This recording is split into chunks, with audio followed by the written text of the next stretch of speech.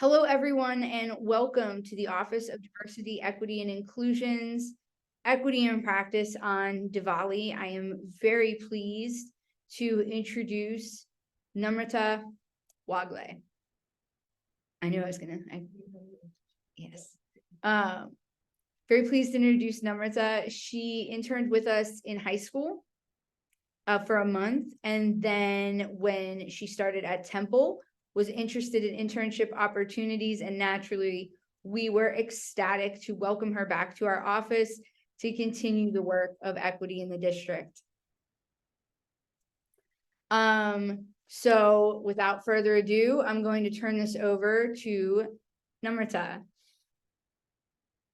Hi everyone.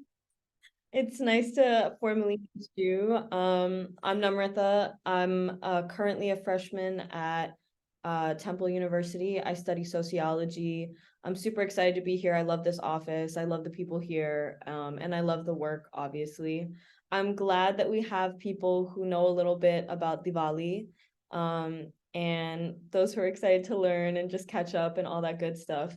So, real quick, our icebreaker is just going to be, what do you guys already know about Diwali? What's your favorite thing about Diwali? You can drop it in the chat, or since there's only a couple of us, we can talk about it.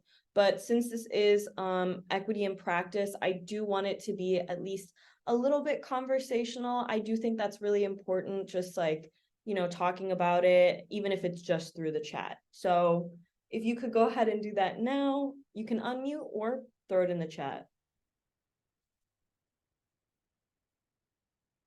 I'm gonna put my favorite thing.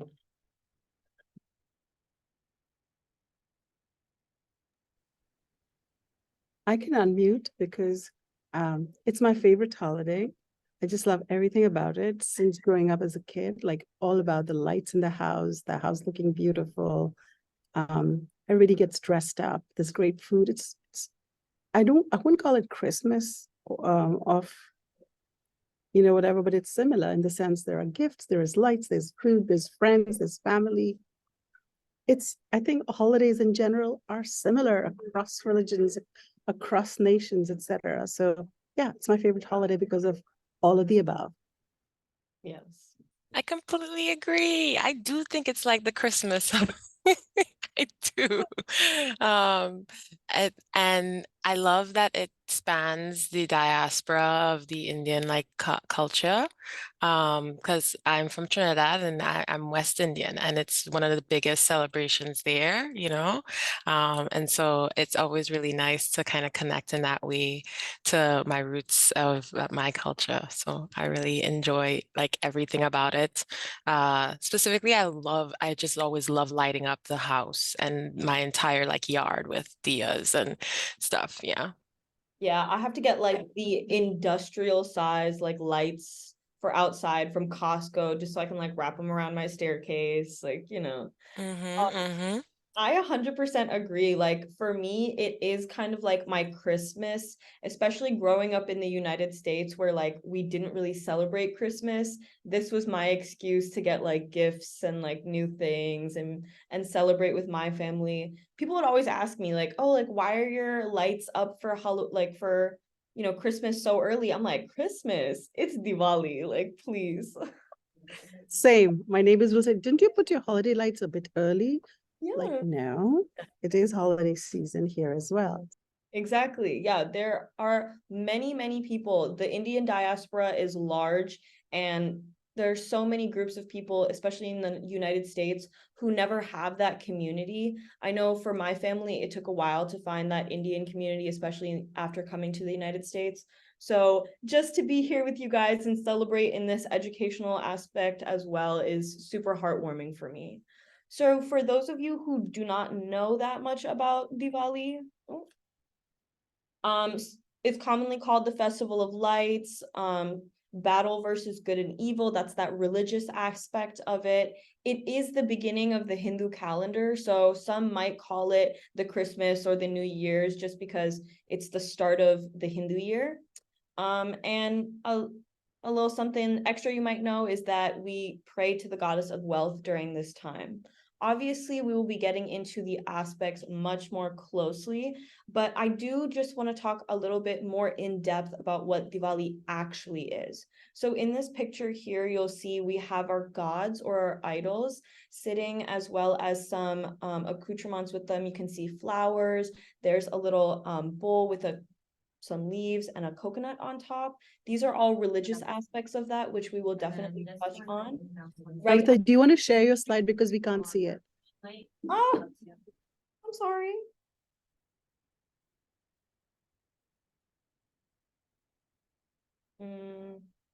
No, wait, the other one. Oh, okay. Yay. Thank you. I'm sorry about that, guys. This was my Thanks. previous slide. That's why I said like the average. But in this picture, you can see the gods above there to the right of the screen. Those are our idols. That's what we pray to, what we wash, what we take care of. In the corner, you'll see that little bowl with the leaves coming out of it and the coconut on top. So those are all religious aspects. Underneath, you'll see that pattern on the floor. That's what we call rangori. It's a kind of art made by using sand and intricate details. So we'll touch on that as well. Over to the left of your screen, you're going to see at the top left some kites and lanterns. It's personally my favorite part of Diwali, making those lanterns and kites with my family, even though I am terrible at them. I try every single time. And then, of course, the most important aspect underneath, you're seeing all of those diyas or those lights that are lit for our gods. So these are just a couple of the aspects that we're going to be touching on throughout this presentation. And what I really want to emphasize is that we are looking at how people celebrate this, celebrate Diwali. We're talking about the religious and the cultural celebration, because regardless of whether or not the Indian diaspora are currently in India to be celebrating, to be getting that time off, it doesn't really matter. We're focused on the people and how they're celebrating within their communities or alone. That's, to me, the most important aspect. So first, I want to start with Rangori. Michelle should have sent you all an email with a flyer. So if you want to have that pulled up, there are resources for educators in that flyer. I would be super excited if you guys wanted to use any of them, but specifically, I do have a couple of Rangori designs on there. I do love Rangori, but I am not the artist in my family. Basically, Rangori is different colored sands, like you get a bunch of different containers, pink, red, green, yellow, whatever you can imagine, and you can create the most simple art designs or the most complex. So what you see on your screen right now is a massive, beautiful, probably very time-consuming example of Rangori. So basically, you lay the sand out in different patterns, you have to make it perfect, all this. So again, I am definitely not the artist in my family. My sister would always take on the Rangori designs, and they would make beautiful flowers, petals, intricate designs. We would draw out religious symbols such as Om or the swastik. So those are all examples of what Rangori can be used for. It's an artistic way to express yourself in these celebrations. So we would always have them at the front of our house when people just stepped in, so you can see that placed nicely in front of you. Because we celebrate Diwali in the November time period, obviously we can't keep it outside because of elemental weathers, but in India, I love to see Rangori like just on the streets, outside people's homes, and businesses. It really is just such a beautiful thing to see while walking down the street. Next, I want to get into kites. Kites, again, are my favorite, so I will be spending a little extra time here. So how many of you guys are familiar with a regular Indian kite? Is this what you guys think kites look like? Have you ever seen a kite look like this? I know my friends were very surprised to see Indian kites, since they're a lot different from the normal standard kite that we look at to learn the alphabet. But in the middle of your screen, you'll see a couple different types of kites that we could make. These are all 3D kites. So they're a little bit of an in-between of a kite and a lantern. Sometimes you can put lights in them, sometimes you don't.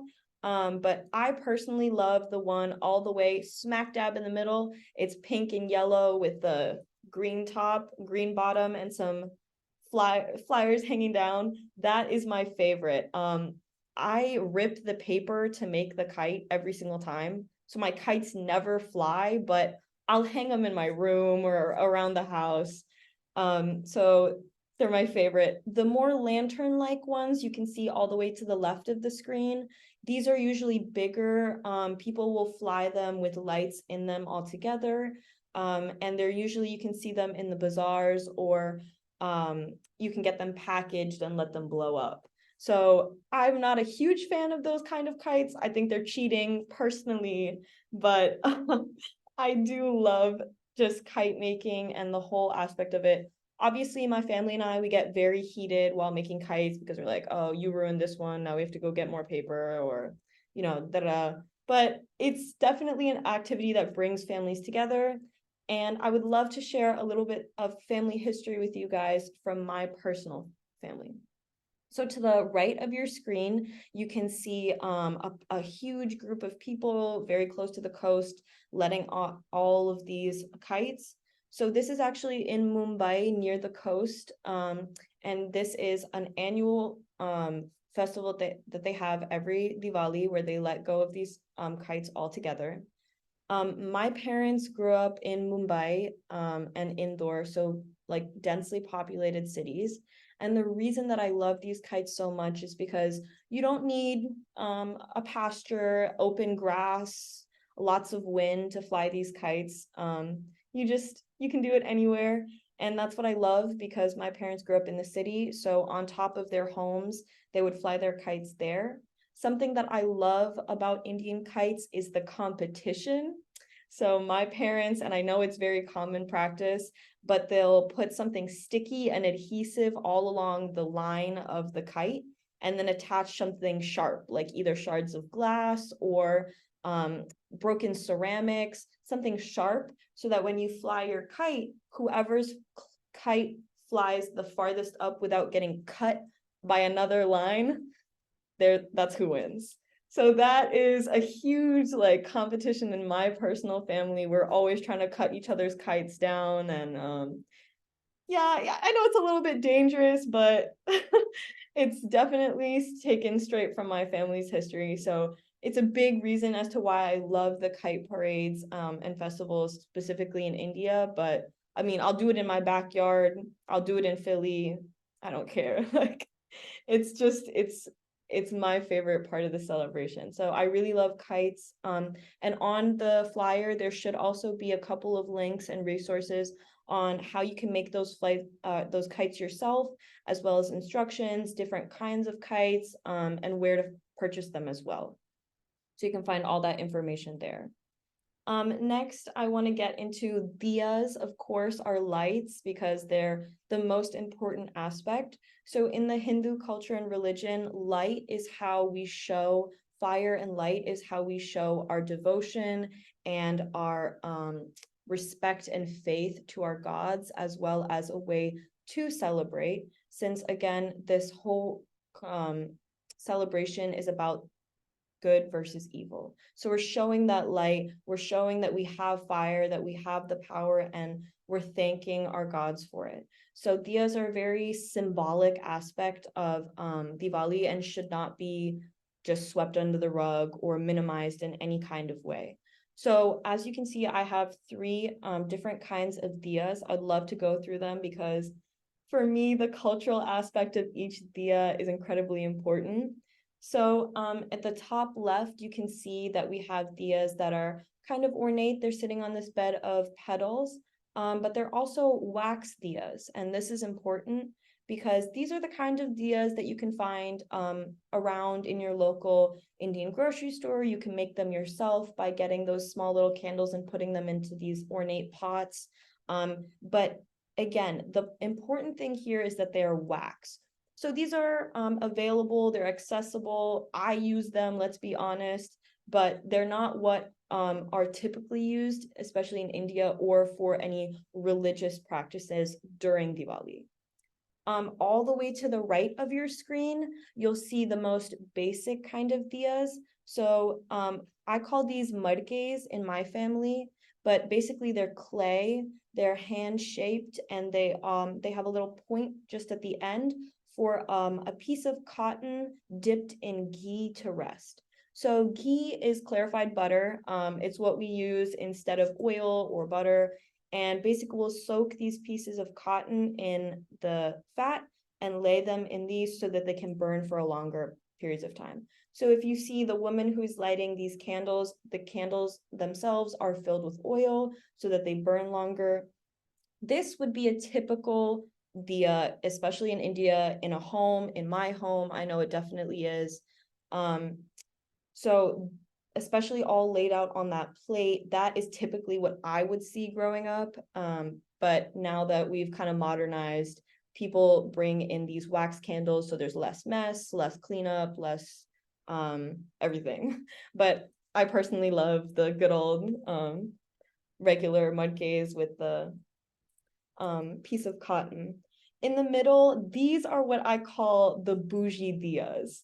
I already know that these diyas were bought at maybe like a bazaar or somewhere in India and brought back, and they're fancy, they're decorative, they're showpieces. And obviously in Diwali, we want stuff like that. We want that wealth, we want that show of celebration, which is why they can't be discounted either. While we all know an auntie who has definitely pulled these out and been like, yeah, look at my fancy diya collection, I do really appreciate them. I love looking at the different kinds of diyas, especially now that you can get so creative with them too. So that's just a little bit about diyas. I want to get into each day. So we will be talking about the religious aspect as well as a cultural aspect for each day of Diwali. So the first day is Dhanteras. So it's an auspicious day. In my family, we wake up, we clean. This is our cleaning day. We're doing the laundry, we're sweeping. We want to make sure everything is nice and ready for when we welcome the gods into our home, welcome their wealth, and welcome any kind of fortune at all, especially for the new year. So it's important to remember that the Hindu calendar is different than our regular calendar. So it's according to the lunar cycle. So that is why the beginning of the year or Diwali starts at this time instead of January at the beginning of the year. So during this day, my family and I, we love to make snacks. These snacks are called farar, and it's like ladus and sakli, all of these like fatty, fried kind of foods that just make you feel good inside, even though we know that they're not helping. So during this day, my family and I, we always get up early to shower, and something that's important for us is that we'll also clean our gods, our deities, and the dolls. So it's important to just refresh, upkeep, and that's really what this day is about. You might also see at the top right of your screen just this girl getting presents and her family doting on her. I love this picture because it really rings true. In my family, my mom always said, we didn't grow up rich, but Diwali was always the time for gifts. So it was during this time that her parents would get her new school clothes, new books, a little bit of jewelry. And it's really a time to spend your wealth for your family and for your loved ones. So it's important to keep in mind during these days what your students or people in the classroom might be feeling. Personally, I fast during the first day of Diwali. So starting at midnight, I'm fasting. I pinky promised my mom, so I gotta make sure. But so it might be important to remember, like, your students, they might have woken up early, they might have had to take a shower, done a puja, done some religious kind of behavior before they left, and then they might not be able to eat at school. So those are just two important things to keep in mind throughout the week of Diwali. So Choti Diwali is the next day. It's the second day, and it's also more known as Narka Chaturdashi. So that is its very Hindu name. It's a very religious name. Choti Diwali is kind of what just all of the Indian diaspora will call it because it's more common. But for those who are really religious and use this day to pray and thank their gods, this is why. So just to give you a little bit of a background, Narka was a demon. As you can see in the picture, his head is being held. It's been beheaded. And our god, Shiva, as you can see, he's blue with all of the heads and all of the arms. On this day, he beheaded the demon Narka because he was terrorizing the villages, capturing princesses, the likes.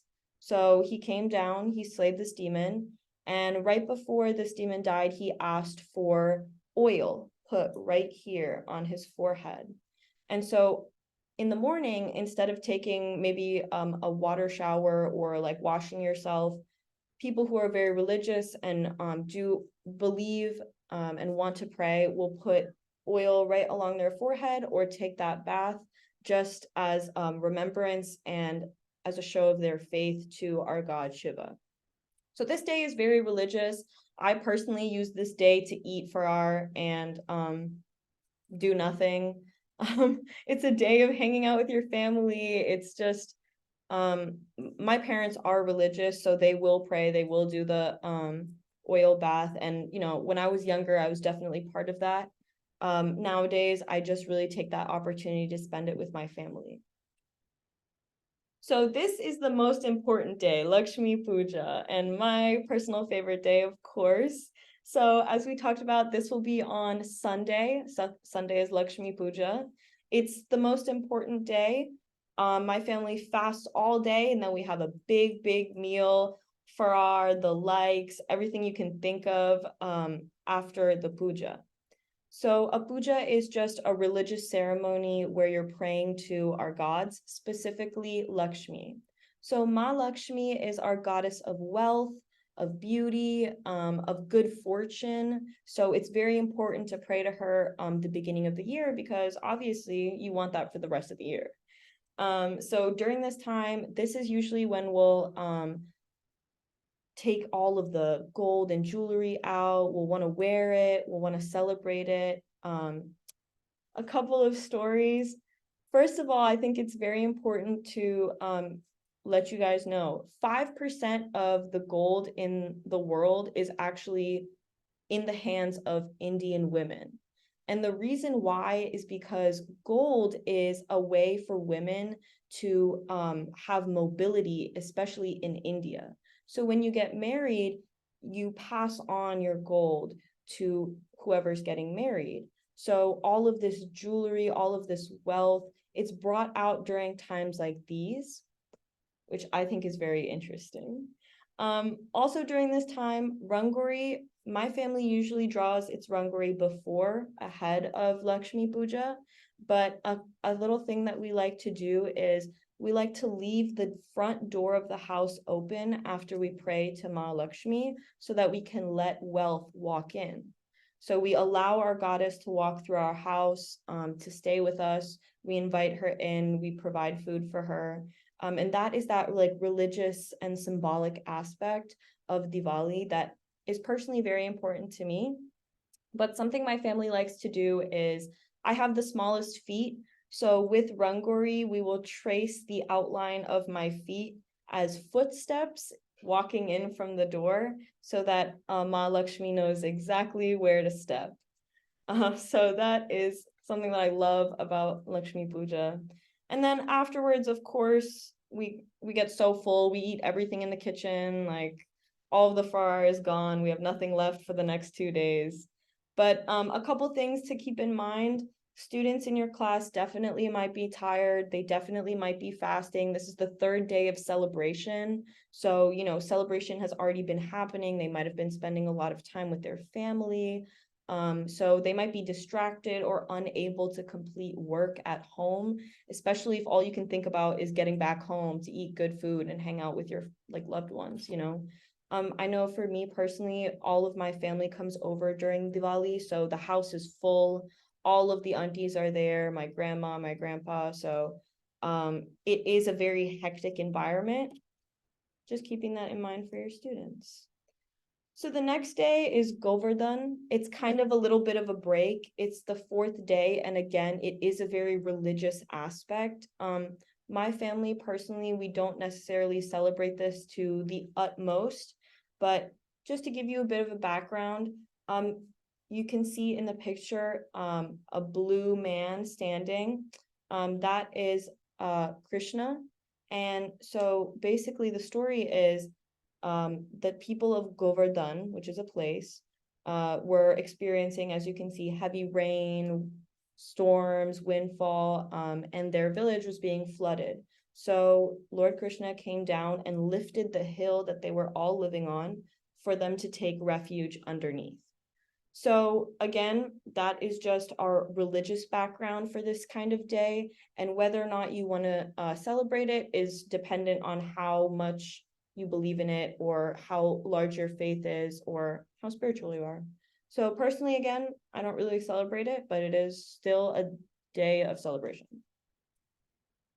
And then obviously my favorite day, Bhai Dooj.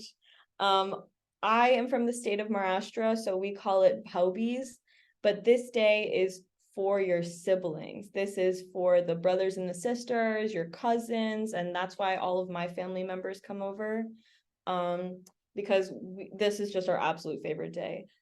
Over the course of my education, there has not been a single Bhai Dooj or Bhau-Beej that I have actually gone to school for. I will not go to school. I won't do it. I will be staying home for this day. It's important to me. I have an older sister, a younger brother, and so many cousins. So it's a very auspicious day for me. So basically, Bhau-Beej or Bhai Dooj is all about protecting and promising your siblings for that lifelong bond. Brothers will promise to protect their sisters and be there for them in their time of need. And sisters will promise to help their brothers with whatever they need. Usually it's an older sister and a younger brother, but honestly, in my family, it doesn't really matter. We just want to celebrate that love. So obviously, the religious aspect is still a little bit there. And I included a couple of pictures just because these kids are so cute. And then also at the bottom right, you'll see that's me and my cousin and my brother. A big part of Bhau-Beej, and also Diwali in general, is gifts. So during this ceremony, after we, do a puja or a religious celebration of our brother, we usually give them a little sweet treat. So that could be some of the farar. If we have any left over, it would usually be like a ladu or a karanji, which is like fried fatty food. They're always sweet, something sweet. If we have nothing left in the fridge, it's a little bit of sugar, like, my brother's not really a sweet tooth, so he doesn't care. And then in return, you're supposed to get gifts. So of course, my brother is younger than me, so he never has any money or any gifts for me. He'll just ask for some money from my parents. But it's always nice to get a little bit of cash in hand, and really celebrate with my siblings. So this is my favorite kind of day. And it really ties up Diwali in this nice celebratory, like warm, fuzzy feeling that it always gives me. And that is why I love this holiday so much. It really is a time to spend with your family first and foremost, as well as celebration of everything that's good in life, your wealth, your happiness, good food, good people. So I mean, back to what we were talking about at the beginning before we even started. This is important, and we shouldn't have to fight to get days off for Diwali, but we should be prioritizing our students in celebrating this, especially if they are. It's important to learn about this as well, I feel, because it gives other students chances to engage and interact with this culture. Like, how many different cultures can we think about that include lights in their festivities, or that prioritize food and family while getting together? So there's clearly cultural connections across the world for celebrations such as these. I mean, namely Christmas, New Year's for America, but in terms of different ethnicities and different cultures, everyone can relate to this kind of celebration, and that's what's important. I don't have much else, but I know that this group of people are somewhat familiar with Diwali. So if we have any questions or closing remarks, or if we just want to talk about it, I would love to. Again, the resources on the flyer are great for classrooms as well. There are so many great activities, especially with rangori and kite designs. If you want to decorate your classrooms, I also have added where you can get diyas from. So I really hope that you enjoyed, and I thank you guys so much for coming. Thank you so much, Namrta. I just wanted to point out that Diwali celebrated like differently in different regions. So I learned a lot about how the West in Mumbai does it, because we in Delhi, and I'm from Delhi, so in India. So the North Indians do not fast. Fasting has just finished after those 9 days of Navratri. They have just finished. So Diwali is the time to eat. Nobody fasts for us, so that's a good thing. The kites, we do it on January 14th. So I'm making that connection with you. And also for the 5 days, the main central thing is Diwali, of course. And the Choti Diwali, Choti means younger, the little one. So the day before, we refer to that as the little Diwali, just the day before kind of thing. So I found like similarities, obviously, but it's just so different in different regions, different parts of the country itself. So diversity in diversity. It's really exciting. So I learned a lot. So thank you so much. And I also wanted to point out that one of the pictures in blue is actually Kali. She's a form of Durga and not Shiv. Just wanted to clarify that. The one with different arms, that is actually Durga. She's a form of Durga. It's a she. It's not Shiva. It is Durga. But again, you can look at it any ways you want. But she's the one, you can tell by her hair, by the makeup she has, and Durga is another name for Shakti or power. So women are considered really, the strength, the matriarch, the power comes from the women, and one of the goddesses is Durga, and Durga manifests herself in various forms, and that is Kali, and that's Kali Puja that is celebrated, especially around Calcutta. That's the eastern part of India. So yeah, different manifestations, but the theme is the same. It's all about food, family, love, and I loved your stories. So thank you so much.